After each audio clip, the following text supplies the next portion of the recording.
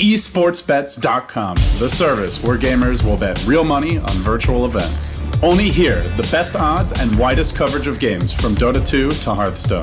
We have over 200,000 users registered. Join us. Prove that you are the best versed in esports. Who will get the first blood? Who will take the first Roshan? Who will win the knife round? Participate in the race of predictors and earn real money. The more bids, the more bonuses. Reward for your first deposit up to $600. esportsbets.com. Foresight, passion, and calculation. Welcome back, ladies and gentlemen. We're live here from Kiev Cybersports Arena, and it's time for Game 2 of Team Secret versus EG. Two Titans collide in the winner bracket finals of the tournament. The winner, guaranteed top 2. The loser, still guaranteed top 3, will drop down and have at least 1, maybe 2 matches to play tomorrow. Of course, I'm LD, joined here by Merlini. Ben, so far your Secret prediction looking pretty good. You were probably a little nervous when that game started. Certainly was. But Secret, if there's one team that can come back from a deficit, is Secret, and they've shown it in actually, I think, more games than them being ahead. Have they like lost a game where they've been behind early that we've cast together? The one game I can remember that they lost recently that I was casting was when Kuroki was on the Clinks against Alliance, but they were ahead early, and then they threw away the lead. So that was kind of the opposite. They haven't lost that many games. I mean, they haven't lost a game here, so it's kind of a moot point. Anyways, proceeding to this draft. Secret will be on Dire this time, and will go for 2 of the same heroes, except in the first picks this time. I think Tidehunter is not that surprising, but Elder Titan in the first phase is quite surprising to me. They are digging this hero. What are the weaknesses of it? Since they like it so much, how do you punish it if you're EG? Well, early game, he's terrible at zoning out heroes.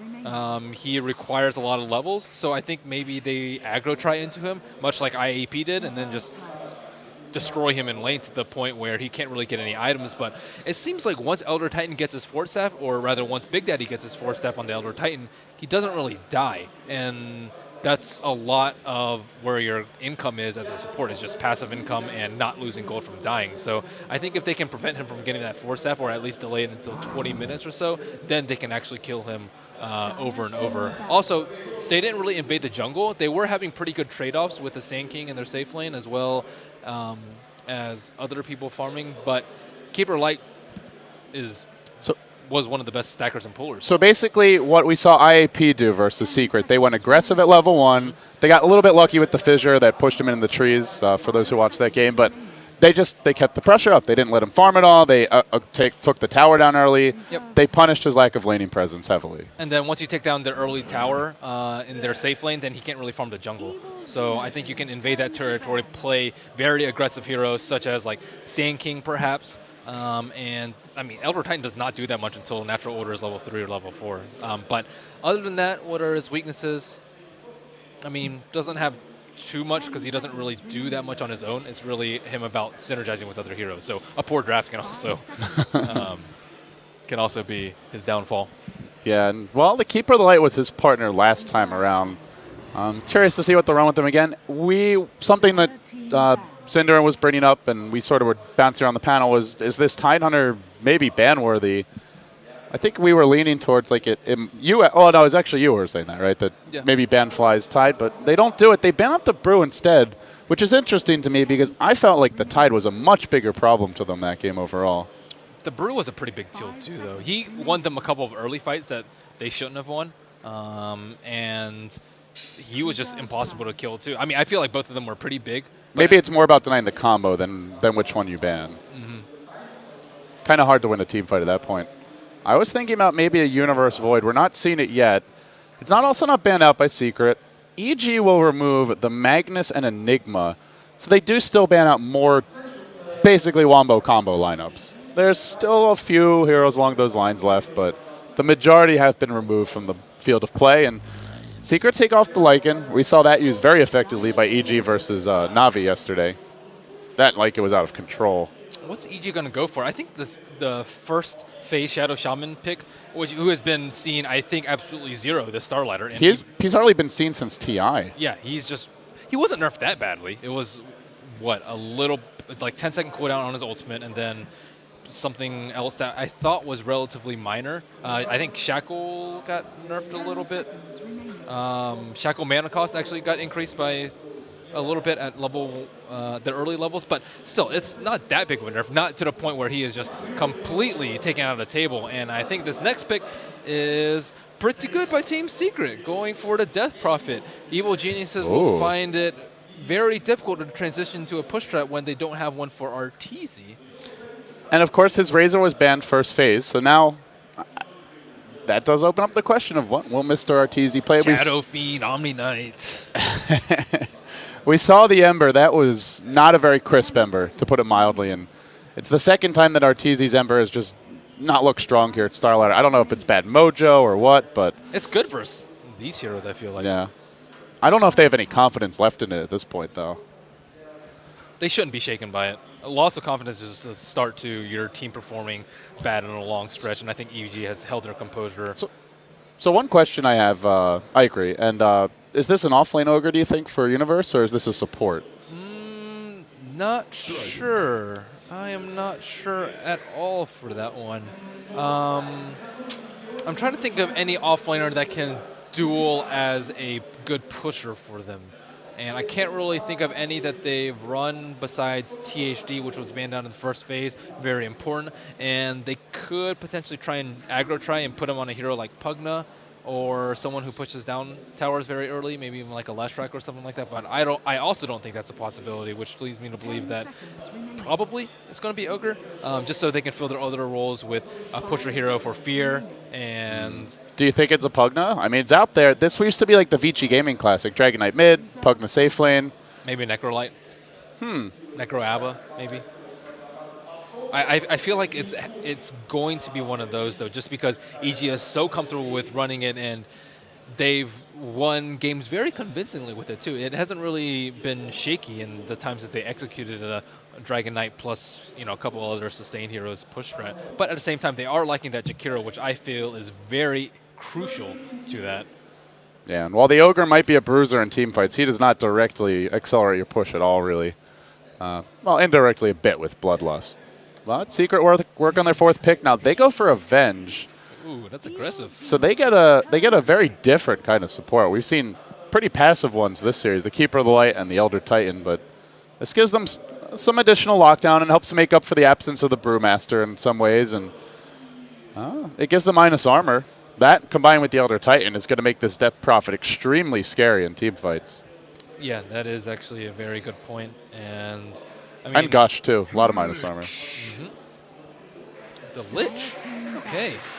Lich is highly unusual here. The armor strat, I guess, to deal with the Death Prophet. The armor strat, but where's their damage? Like, maybe some from multicast, maybe some from, like, Dragon Knight getting a little bit of farm, but it's all right. It looks like a core Ogre now, if they pick a Sven last, then I think it'll make a lot of sense. If they don't pick a Sven last, then I'm slightly dubious. I think they'll do better with like a hybrid carry rather than a pure physical damage carry. Luna, Gyro, what else does Fear play? Plays Weaver sometimes. Speaking of, banned out. Yeah, Secret don't have great lockdown for Weaver. They will remove the Medusa here, and this is going to be Kuroki's hero, the final selection for Secret. Seen him on quite a bit of anti-mage. The Terrorblade still lurks in the room. Oh, I think it will. I think Terrorblade is a good point that you brought up. Oh, well, another Necrophos. Hey, you get all this plus armor, then we'll just nuke you down instead. So Secret kind of even out their damage sources with this pick. And it does give them a strong 5-man. Necrophos has done really well at Starladder. He's 4-0, right? Or is it 5-0? Something like that. He's been picked 5 times? I think it was 4-0 as of earlier today. EE picked him. Kuro played him once. And my memory is failing me in the other ones. Oh, yeah, the Lina.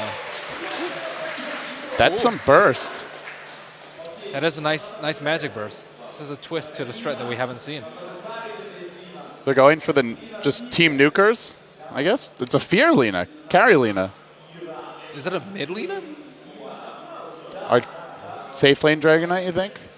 Well, I mean, safe lane Lina doesn't really do that much. I guess it's good at killing Tidehunter. Wow. Why Lina? a lot of burst damage.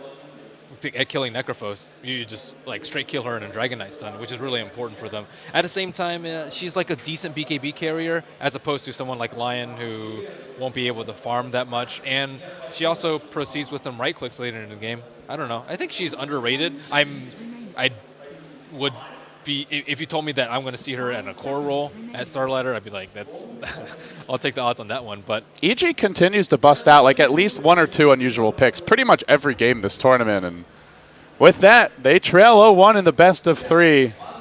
They have already dropped a game here at Starladder. That happened against Na'Vi earlier, and another one in the group stage, but they bounced back hard against Na'Vi, 2-0'd them from there to take the series 2-1. And now we get underway with what could be our last game of the day or could be the making of an epic game number 3. EG on the Radiant. We've got Universe as your off-lane Ogre with a ward ready to go. In the mid lane goes Arteezy, the Dragon Knight. Zai on your support Shadow Shaman, a relic of not a bygone age, but a recently past age of TI4. That puts PPD onto the Lich. And then last but not least, the man of the hour, Fear with the Arcana on that core carry Lina, I suppose you'd call it. And on the Dire side, Team Secret dropping down an Observer Ward to give them some lane coverage. They did defend their own jungle, not contested at all by EG. Big Daddy No Tail on your Elder Titan. Puppy, the Vengeful Spirit. It's Simba taking up once again the role of the Tide Hunter. S4 going mid as your Death Prophet, and trotting towards the bottom lane is Kuroki. Looks like Secret are anticipating some EG lanes here. Getting that value armor, that Ring of Protection, sitting at 5 armor. He doesn't understand value the way Eternal Envy does, though, with his double Ring of Protection. So Fear starting out with boots first. This actually makes him very vulnerable to the right clicks from Kuro. 5 armor versus 1 armor. Uh-oh. Kuro. Oh, wow. Well, he actually started off with the... They've got the boots, though. If they get the stun... Oh. Yeah, with the Ether Shock first, it's much less likely that they're going to get a kill. But since I see Kuro in the offlane, it's most likely not just going to be him, which is a little bit surprising for me that PBD starting off in the top lane in case they wanted to tone up the aggression on Kuro. So they go for dual lanes here, and Lina is a fantastic dual lane hero in general. Any sort of setup, she does need her levels to a certain extent just for the burst damage, and they have decent pickoff here, but they're up against an Elder Titan. Fairly squishy heroes, and he can club pretty damn hard. Sim at the same time up against the Ogre, who we've seen really bully pretty much every hero in the game around early on. Doesn't seem like anyone can out-harass that Ogre, but should get his levels okay. They're diving Kuro. There was a rotation from No Tail, trying to do a bit of D-ward, I think. He'll salve immediately and now turns. Gets nuked. Oh, he wanted to block off that bottom camp. High potential for a death here on Kuro at the rate he's headed. Keeps on running into damage. Man. 5 armor. The armor buffs should not be underrated. Yeah. Remember when Doom got his 1 armor? Yeah. Yeah. That was a proud day for Dooms everywhere. And then he rose to the pinnacle of picks, of top-tier picks. And sadly, the nerf bat. Can't give a hero armor without breaking the game. Balance had to be restored by the frog. Lina doesn't actually have enough regen to stay in this lane for that much longer. She can get hit by like an Astral Spear and a couple of right clicks from Kuro, and she'll be negative on HP at the end of the day. Zai also only has 1 Tango, and I don't think they expected Secret to send this dual lane over here. Fear does have that really ridiculous 670 range, though. That's been buffed a few times in recent patches, I believe, and it makes Lina a bit more unique. Outside of Sniper, I don't think there's anyone who outranges her. Techies. Yeah, that's true. Not known for his auto attacks. So, Zai going to do a bit of pulling, and we've talked a lot about the Lina pick. We'll see how it works out for them. Overall read on the way the lanes develop early on? I think good for Secret, because the boots versus Lina isn't really paying off for them, and they're still getting like a decent amount of farm on Kuro. And this also is a very good way for Big Daddy to get experience without really sacrificing anything, and actually boosting Kuro's potential in this lane overall. He doesn't have to play behind the tower, scared of Shackle and a stun and being chased down by ranged right clicks. And if he were top, he couldn't really do anything, because they be just really passive, closer to tower, ogre with a ton of HP and armor, very difficult to kill. PPD with his Dark Grit just constantly building up that experience. So it's probably the best place that he can be. The one other thing, I guess, for EG is they are leaving the Lich top, which serves to slow down Fly on the Tide and or Simba. I've seen him have some very bad starts. So yeah. I think that is not that important. But Puppy is not really doing that much either. He came mid, and then he's gone back top. He was checking the rune. And I guess he's going to do a bit of pulling now. But yeah, they dropped the Elder Titan Astral Spirit again. Fear slowly poking at Big Daddy. This is the end of his regen, too. One more Tango, and then... He's got 900 gold. Yeah, What's he going to spend it on? Maybe Phase Boots? I'm not sure. Bottle is not completely out of the question either. S4 looking to pincer PPD, who was looking to pincer S4. Puppy comes in, springs the trap. They don't really have too much fun. They have a level 3 nuke. Going back in is Arteezy. He's got boots. He can get the 2-hero slow now. He goes on S4. That's a haste for Arteezy. How fortunate for him. He stuns Puppy. He's going for the 2 for nil. He gets S4. He chases further. Arteezy's going to be off to a hot start on his Dragonite. Can he neutral deny? No chance of that. It's a breathe fire. Double kill for Artor. Comes online in a hurry. That haste rune. There's been a few games today where we're like, man, they're lucky a haste rune didn't spawn there, and finally it does happen, and it favors Arteezy with this. He could almost dive Big Daddy under the tower, too. Well, the haste rune just now wears off. Big deal. Treads up. Well, winning mid lane now by 900 gold. Until then was pretty much dead even. The other lanes, their Lina is significantly out farming Kuroki's Necrophos, who is getting his levels, but not farming. And in the off lane for Universe, he's just about even with the Tide. So the farm overall favors EG. And with that double kill in First Blood, they are now up by, again, a significant margin, sort of like Game 1.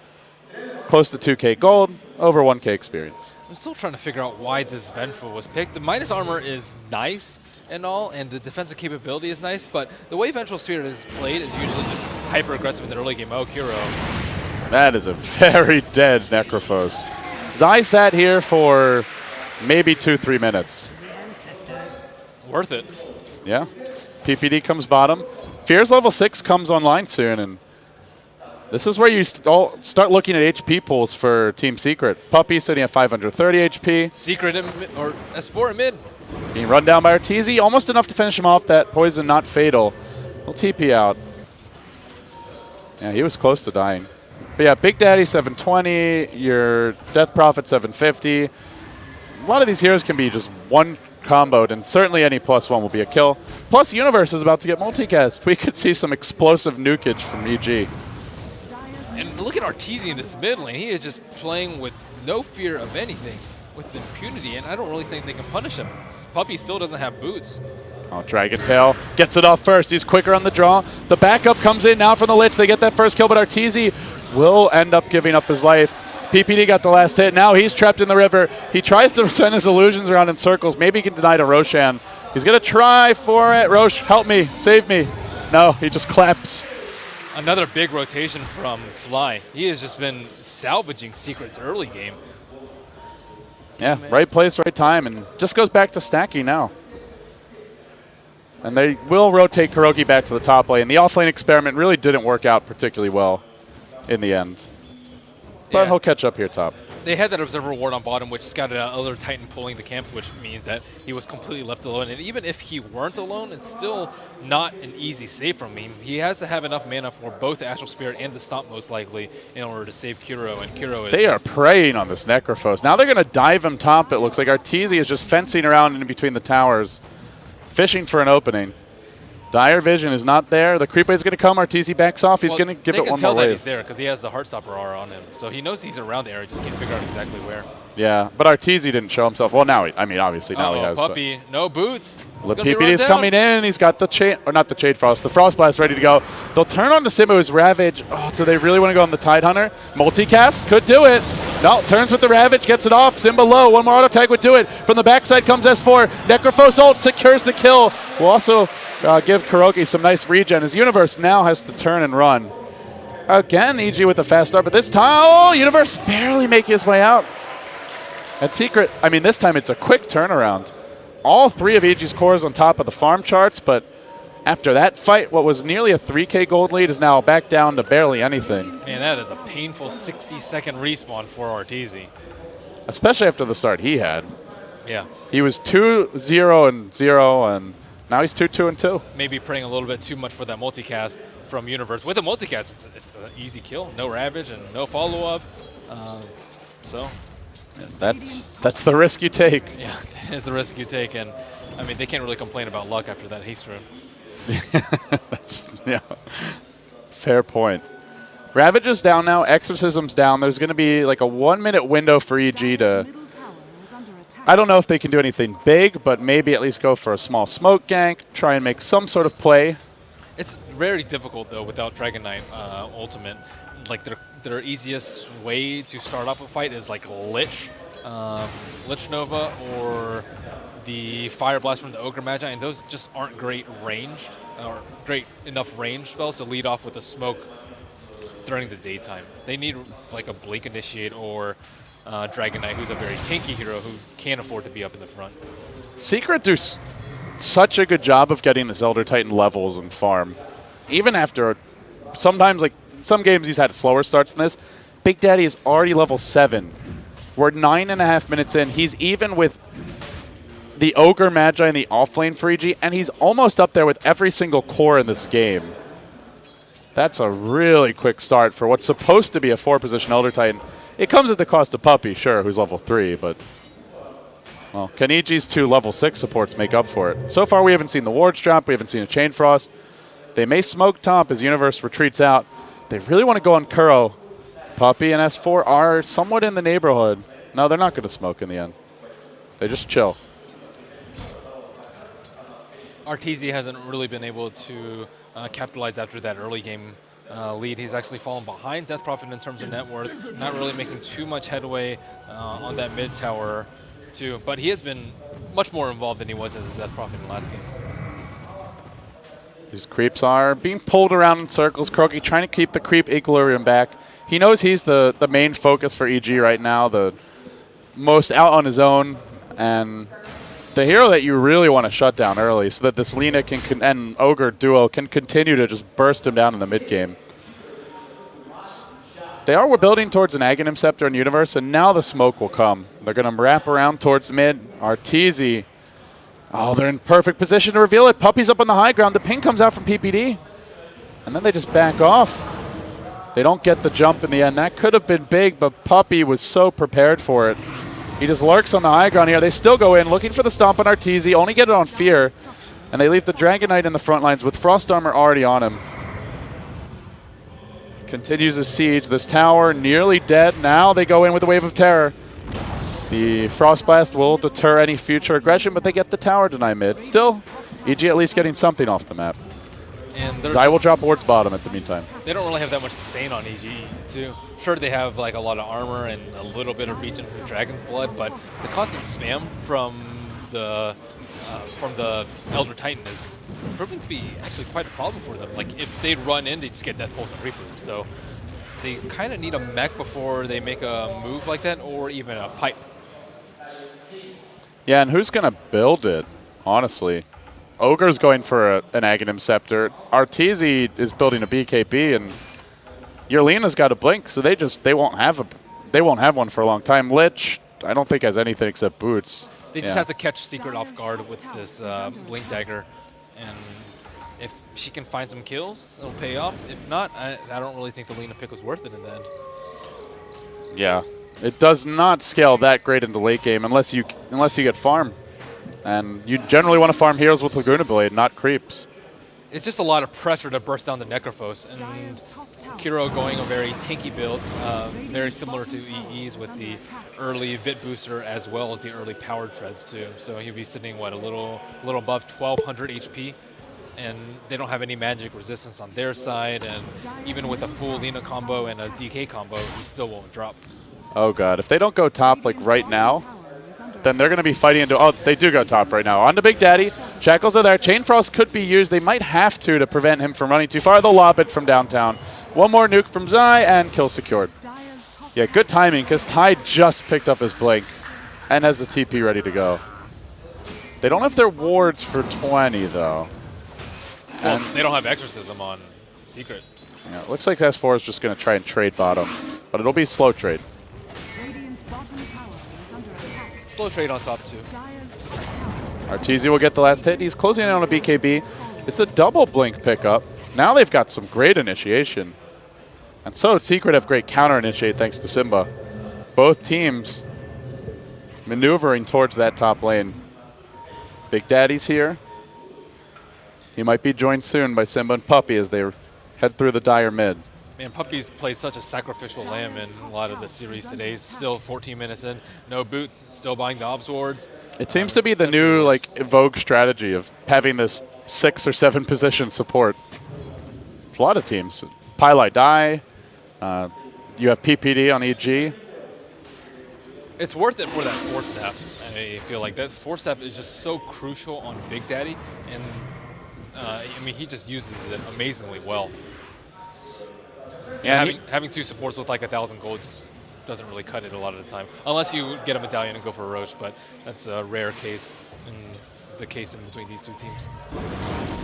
EG will back off for now. They got their tier 1, but they gave up 1 in turn. No huge item pickups. We still have not seen these Blink Daggers doing anything. They've just been farming with them. And in the meantime, Kuroki is tanking up. He's got the Vit Booster, now a Cloak, valued damage reduction, and maybe even just goes for a full pipe. And now Arteezy is going to signal that EG are looking for a little access to late game. He gets a Midas instead of completing his BKB, which he pretty much could have done. Does he really want to go late game, though, versus what they have and with Alina on his team? Like, what is Lina going to get that's going to be amazingly useful? I suppose an Ags is going to be okay for Lina, but it's not like Secret's building BKBs. E-Blade could be pretty legit with the Ogre.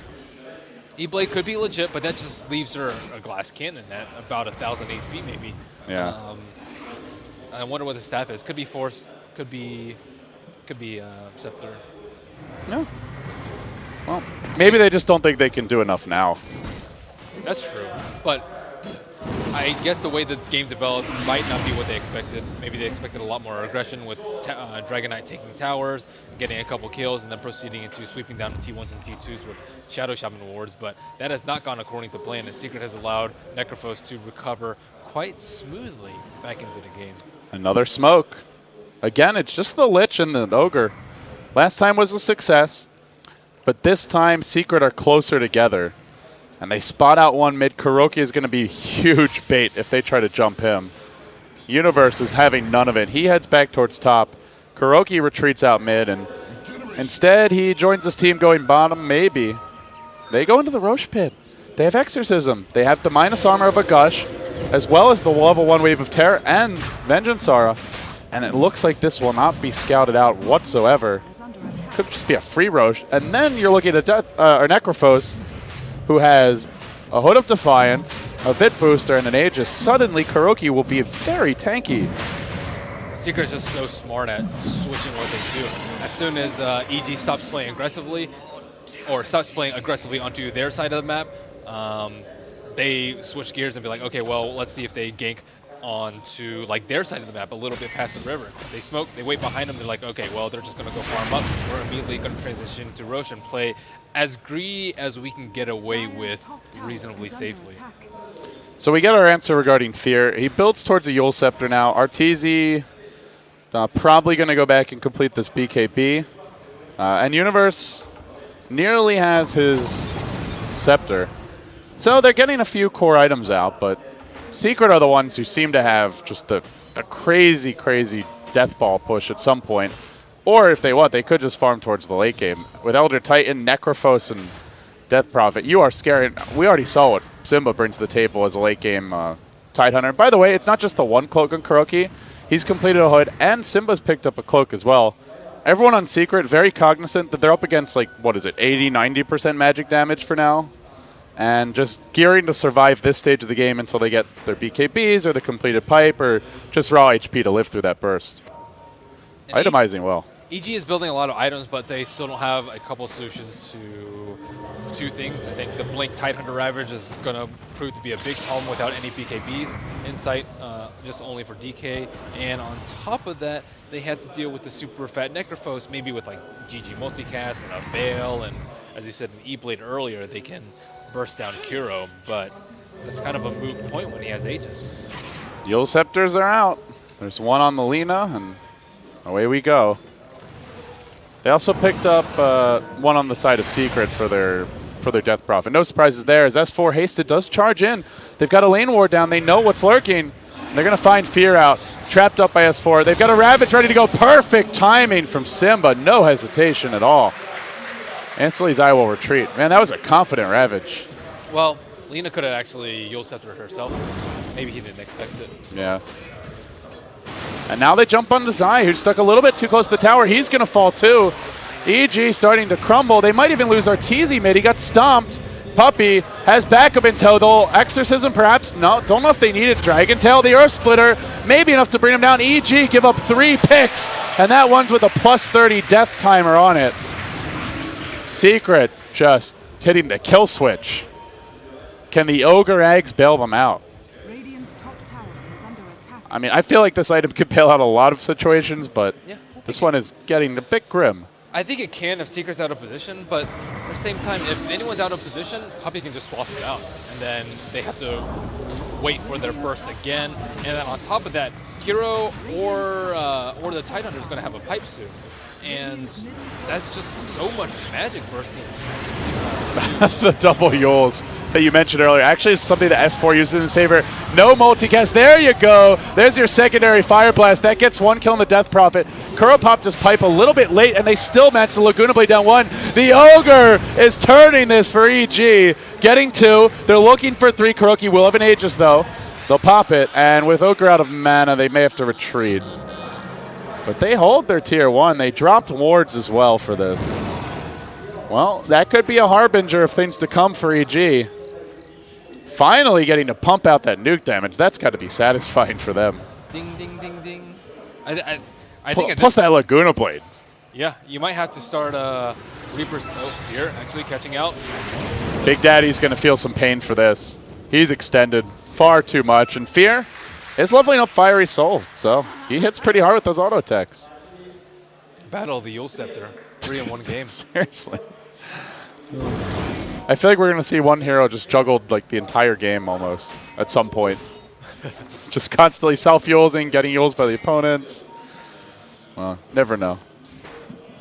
The bad manner Yules. I hate you. Take a Yules. Okay, so BKB's out on Arteezy. PPD working towards that mech, which will be nice against Secret. The armor strat will start to pay off more now, as he's gone actually. Okay, he's already maxed out ice armor. He didn't finish leveling up his Frost Blast, and very wisely did not max out the Sacrifice. So they've already got constant +9 armor from that, as well as the Buckler, giving them a little bit of additional armor when he activates it. And they have the Dragon Knight, who's naturally tanky. The Ogre is naturally tanky. These heroes will be close to 20 armor. Won't be that easy for Secret to bring them down, even after the Elder Titan gets involved. I guess it's still like 5 to 10 at that point. They have a mix of damage. The Tidehunter, Ravage, Gush into Crypt Swarm, Death Pulse, and Reaper Scythe, or even without the Death Pulse, that's still like 1100 plus magic bursts that you're talking about in a matter of less than a second with your whole team being ravaged. So I think that everyone except for Dragon Knight is vulnerable to that, and a hero like Lina is going to have to pick up some sort of survivability, most likely in the form of... Here we go. Simba tried to go in for an insta-ravage, but he got stunned. Then he gets multicast. He gets zapped down! Too many multis. No chance. Now the chase is on. The big golden dragon marches onto Kuroki. I don't know if he can fight into this, though. With the pipe there, the exorcism thrown on. In fact, Arteezy might be turned on. Earth Splitter already been used. They get the ward trap side. Great plays onto Big Daddy. Stand another multicast. This one onto S4. Now he's too low to fight further. What a play by Zai. Carry Ogre, man. It is real.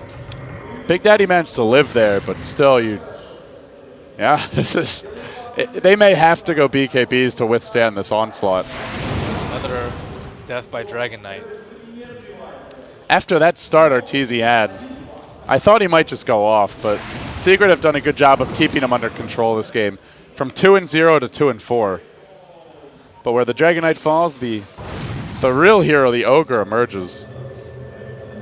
I don't know if Puppy knew that he had a BKB. He like swapped him into his team with a BKB, and maybe he was trying to swap or ideally I think he would have wanted to swap the Tide out so that he can just blink in a Ravage and probably die later.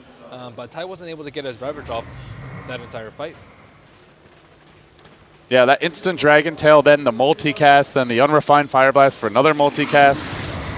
He just got nuked to smithereens.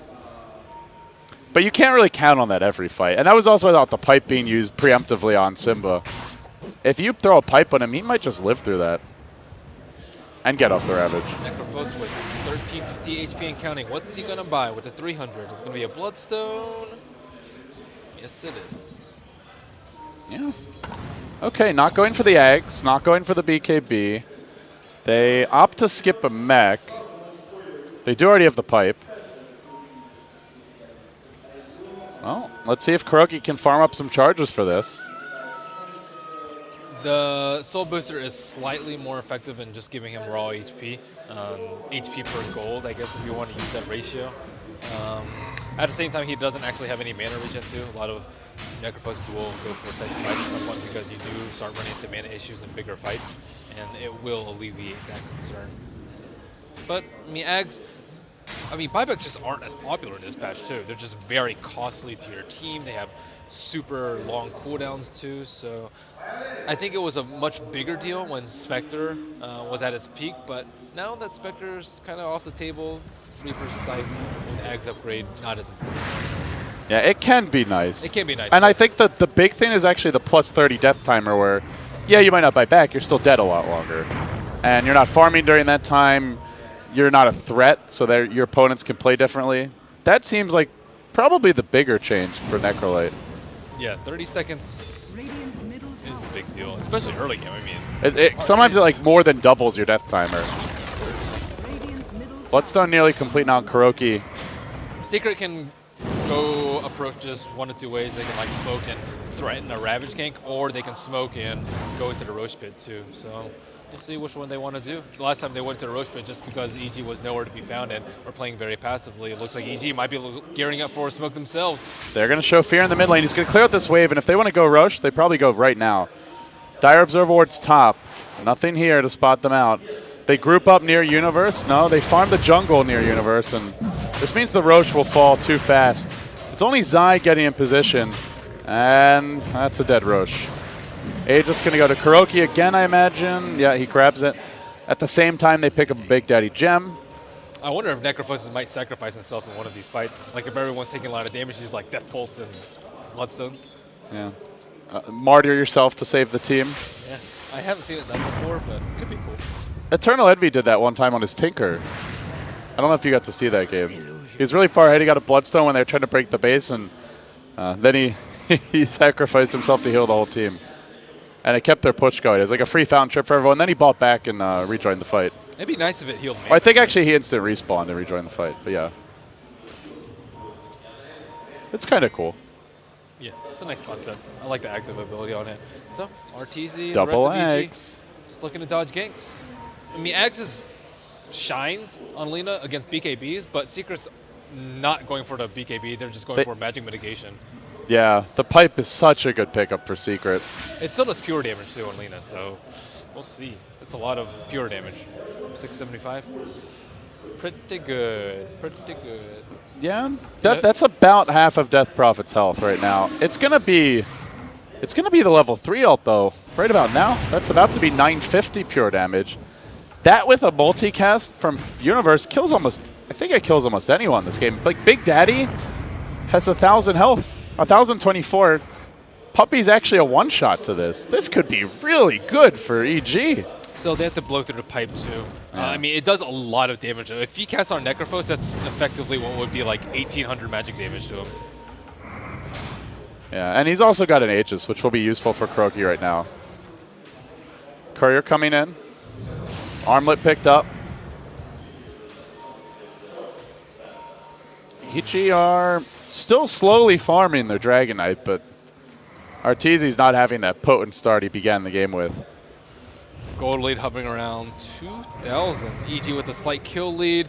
Tower advantage goes to neither team, and Secret with 2 rushes still not managing to out-farm Evil Geniuses. Yeah, they leave S4 in front while the rest circle past him. And they make their way towards EG's heroes, parked in the Radiant mid. Well, for now, it's Universe just trying to farm up his next item. It looks like he may just have a casual Soul Ring. Could potentially go for the Bloodstone. He gets caught, though. The Stomps could be waiting for him as this Yule's ends, and that's a very embattled Ogre. He turns for a Fire Blast, but he gets Necrophos ulted, so he can't even cast one. Where's your slot machine now? Man, that Yule's is just deadly on Elder Titan. Yeah. And this is... Oh, this could be deadly, too. Fear, where's the stun? They hex. The Laguna Blade one-shots the Elder Titan. He instantly dies. Then the Ravage from Simba comes out. Fear's going to retreat. He's got another ultimate in about 50 seconds. They tried to ward trap Kurogi, but he's going to retreat out of that. Zai holding Simba in position. Then blinks out right as they're about to go on him. On the other side of the fight, it's Arteezy retreating out. Got off a Dragon Tail on S4 to allow his escape. That Laguna Blade. My goodness. Yeah, melts Elder Titan. Yeah, the only sad part with the Lina ult is it's not like that Lion ult where it's got the 20-second cooldown when it hits level 3. So I don't know if we'll get to see this too many times in the fights, but it's still taking one hero out. It's pretty damn good. Yeah, they kind of just have to ignore Necrophos, kite him around. They try to ward trap him. Nice force staff by Secret. It's kind of around with like hexes, DK stun, and try and kill other people off the back of every single multi-cast that they get. I think that's a much better game plan to what EG can do right now. And they managed to like kind of run away unscathed from the nice ultimate by Fly. So if EG want to ignore the Necrophos, what does Secret need to do to make it so that he can't be ignored? Well, like to make it an issue if you're trying to ignore him. Force staffs, as usual. Not really sure. Like, should he go for more offensive items just to force them to, like, to make himself a threat, or do they just want to push so that he's sustaining their 5-man and threatening high ground? What item can they really go that can make him like a big threat? Like Radiance maybe, or like Dagon 5 would both be nice, I suppose. But it's just inherent. Ogre's lumbering in. They do have an Aegis on Kuroki, but the Ravage is still down for 40, and I guess that's where EG feel confident. It's just a slight inherent weakness of Necrolite that you can't really build to a strength. Like you want tank ability so you can do Heartstopper Aura. You need a lot of mana so you can just cast Death Pulse a lot. And that doesn't necessarily synergize with Sadist because it won't be ticking all the time in team fights. And you also want damage so you can go into Reaper Scythe, and it's just very difficult to itemize for him. So he needs to be well-rounded in all those aspects. And if you gear more towards one another, like if you go to tank, then they just ignore you and just like Yules and just stun and hex and whatever and just run past you. But if you go to Glass Cannon, you'll just die to a multicast plus Lina. So I don't really think there's like a great item that he can go, and it's just difficult to find the balance. Force staffs, move speed maybe. Yeah. As for Secret, I mean, I guess, and you look at Necrophos as a hero, he's not really like the anti-mage where he can kind of be the one-man army later on in the game. He's more of a synergetic piece for Secret. He works well amongst teammates who support him, and they have a really synergized lineup, but they have to find these openings as a squad, and they're going to look for them now. Smoked up heading bottom. There is a Lina retreating out quickly with that Yule Scepter, but Big Daddy's going to get range. Will there be a secondary Yules? The Stomp comes down. He gets off the secondary Yules. Nicely played. There's an Earth Splitter waiting, but he gets 4 steps across it. Then the Ravage comes through. Well done by Simba. Again, he finds the opening. Necrophos ult takes Fear out of the fight. Big Daddy No Tail drops low to a multicast. Still alive. He'll be nuked, but not finished off as S4 manages to finish off PPD, and now the Ogre's being pursued. Can't really finish off Universe. So they end up losing 3 in the end. Arteezy could be next. They've got a Yules in 8 seconds. S4 rotates towards mid. He's going to push in the wave here. And they're going to settle for the tier 2 mid. Decides the more important objective than the... Well, actually, the bottom they didn't have creep, so that's why. Again, Arteezy isn't really there for these fights. He's their front line. He's their DK with a BKB. They can just bypass the tower and just go straight for the Lina and Shadow. It happened in the Death Prophet game, and it's kind of Arteezy's playstyle when you look at when this EG team began with like Tinker, some of these heroes where it's the more standard playstyle, but he has played 2 heroes that you generally want to be more part of the team effort. And he's tried to farm them up a lot. Necrophos will be going for that Scepter, it looks like. Okay, I mean, imagine, well, the next time they win a fight like that, if Fear can't buy back in that situation, but there's no tier 2 and they're just able to go high ground, well, they need that's a problem for that too. They can still. Well, I mean, like when it cools down. Oh yeah. Kiro still can't be like too far up in front just because they have almost unlimited amount of burst coming out from Universe, and on top of that, if it gets like, let's say even 1 4x and 1 no x, they can just follow it up immediately with like Lina combo plus DK and pop BKBs. I still think Lina really needs a BKB. She's actually building it now. Yeah. It's just, it's too much. Like once they get that initial stun off on Lina, she just dies. The Venge stun, the stomp, then they follow up, and she gets to like a half health, Necrophos ult, and she's just dead. So yeah, I agree with you. The BKB would be nice. This is an arms race now. And Secret get their heart on the Death Prophet, at which point, I mean, you said unlimited amount of burst. Obviously, there are limits. S4 Not maybe with Ogre. Well, he's got cooldowns. It needs that refresher, I suppose. But Secret are going to lose a Roshan. It's EG's turn to sneak one. This is Aegis Cheese. Despite losing that fight and losing their tier 2 mid, the spear comes in, it's too late.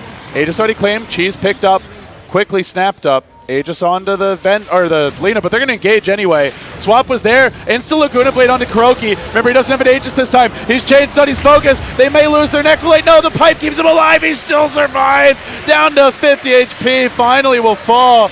But the Death Prophets here, they've already lost the Aegis. They end up losing 4 on top of it. It's going to be a wipe. Fear will die a second time. This will be 6 deaths for EG. And Secret have this crowd on their feet here in Kiev. No BKBs. The only thing they didn't use was Cheese. That's it. That's so painful, getting hit by, I think was a 4-man Ravage by a Tidehunter in the pit. And what really set that up was the Echo Stomp coming out from the Elder Titan. He kept 2 of them in the pit, and everyone had to stay there in case they tried to pick him off. And this is high ground. Kuroki had like a 5-second respawn because of the Bloodstone, transitioned his Trez into BOTs, and boom, right back in the fight. This may be game. At least the lane of Rax. Secret pushing in for sure. No Exorcism now. They've got a second Ravage, so if they win another fight here, why is Simba tier not 2s will fall. He needs to be right-clicking that. He hasn't used his refresher yet. They're going to clear out this lane. They can go top and take a tier 2 as well. And they still have another Ravage. Exorcism will be up in 70. By the time they take this tier 2, they would be fairly close to the double Ravage and Exorcism online. All right, not game yet, but it puts EG in a very uncomfortable position. And that was just 1 Ravage. Yeah, this Tidehunter pick, I mean, not the only reason they're winning the fights, but it just seems like such a solid base for them to play around in their drafts. It really has been. And on the flip side, EG just haven't been really synergizing well around Arteezy. Like, they give him a lot of space, and he has a lot of farm, but he can't do anything with it because everyone else dies, or he's not in the fight, or the opponent gets or out-farms him. So I'd like to see them play a little bit more around whatever hero he is, or just draft more around it. Dragon Knight is usually used in push strats. They haven't really pushed down a tower in like 15, 20 minutes. It started off like it was going to be one, and then they rounded out with the Lina, and the Lich, which was a little bit strange. Like they had, what was it, the Shadow Shaman first phase and the Ogre, then they went Dragon Knight, and then they went back for Lina Lich. Yeah, maybe Secret's got in their head. They're just like, hey, we can't push against them, even though we like doing our push strats. They draft this like strange gank-oriented strat with Lina that, I mean, I applaud them for their innovation.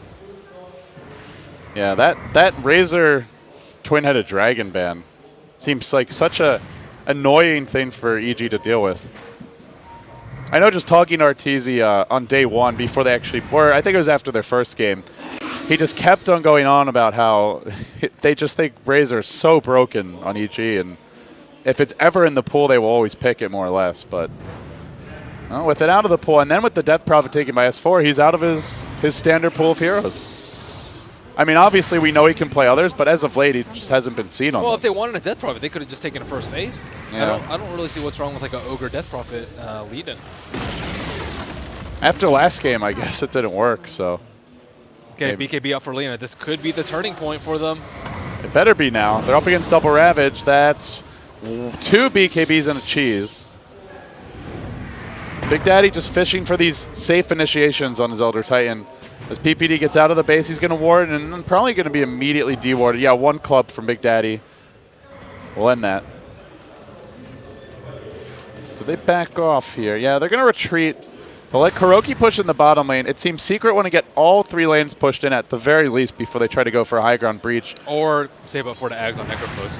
He's got it like in 200 gold. Yeah, that is actually really important for high ground pushes. Yeah, not having to worry about a buyback from some of these heroes could be essential. Yeah, if they catch, let's say, Lena or DK without BKBs, it is over. Little do they know that nobody on the Radiant has a buyback. But, of course, they can't see that. Zai continuing to impress with his farm, picking up that Scepter on his Shadow Shaman too. Pretty nice. On par with the Ogre. Yeah. The wards can be deceptively strong. At the same time, everyone on Secret is getting tanky now. They haven't really showed off their shiny new refresher on Fly too, so I mean with that... Here comes... Poof. Ooh, the nice Here comes the wraparound. Gambit. They already lost the tower. Secret are pushing in. At the same time, Fear blinks past that Dire Observer Ward, and he groups up with the whole team, but they're pushing through the bottom lane. Oh, they know that no one's there. This is immediate Nobody's red home. flag. Let's back off. And they go in. Yules to start immediately. Now the Ravage to follow is BKB dodged by everyone. Didn't do a thing. Second Ravage now online. And Zai just skates through the fight. Still, S4's Exorcism is going up. They managed to ward trap Kuroki. Ravage 2 much better. This time they get off that Aghadim's ultimate. I believe he has the Ags. Yeah, he does. So that's no more Dragonite for 100 seconds. Puppy stands strong. The multicast from Universe, not quite good enough. S4 winning the fight. Zai gets a double kill with his wards. Universe looking for more multicast. Where are they? Only a double. Yeah, he could have killed off S4 with maybe a triple and a single or something like that. Maybe needed a 4 total. Zai now trying to retreat. They stop Universe. Another nuke. A blink in. The Yules again, but it seems it'll only delay the inevitable. The anchor smash ends his fate. And then Secret on the verge of a second lane of Rex. Now they've got Zai. He stops moving. EG have given up. Secret into the grand finals in their first ever LAN tournament as a team. These veterans are gelling at the right time. Wow. And they're hugging again. They got some real team spirit. That's for sure. It looks like as THD is essential to EG, it might be Tidehunter that the future grand finalist contendant might need to ban out. I mean, Fly is just wow on that Tidehunter. Yeah, again, he had big plays. The one fight at the Roche Pit really turned this game. Yeah.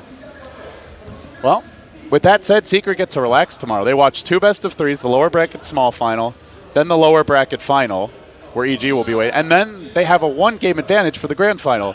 So their opponents will be tired. They'll have an advantage. They're already confident because they've gone undefeated here so far. It's a perfect setup. Speaking of that match, we will have Alliance versus Cloud9. That's the first game of the day. That's a best-of-3. The winner plays EG in a best-of-3, and then they go on to play Secret. It's going to be a busy day tomorrow.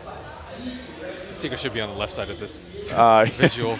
They're so good, Ben, that they've approached the grand finals from both sides.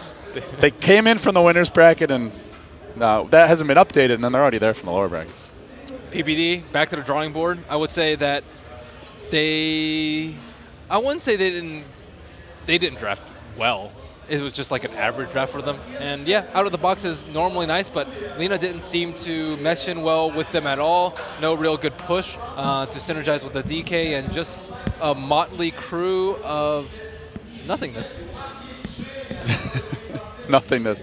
Game 2 felt a little bit weird for EG. I still feel like Game 1 was a fine draft. It was just an out execution from Secret more than anything. Well, so yeah, either Arteezy has to play better with his team, or they have to draft better around Arteezy. It has to be one or the other. So you can say it's a weak draft or a weak play. Well, they've got Fear back on the team, and if anyone could just smack him upside the head, it's either Charlie or Fear. So Oh, that said, we can welcome in the full panel, I guess. Hello. Maybe in a moment. We've got Cinder in to the side. Hi, Ben. And Zyra also join us. We're not going to take a break because this is Hello. the final game, so we'll just break it down and then call it a day. That was a really creative draft from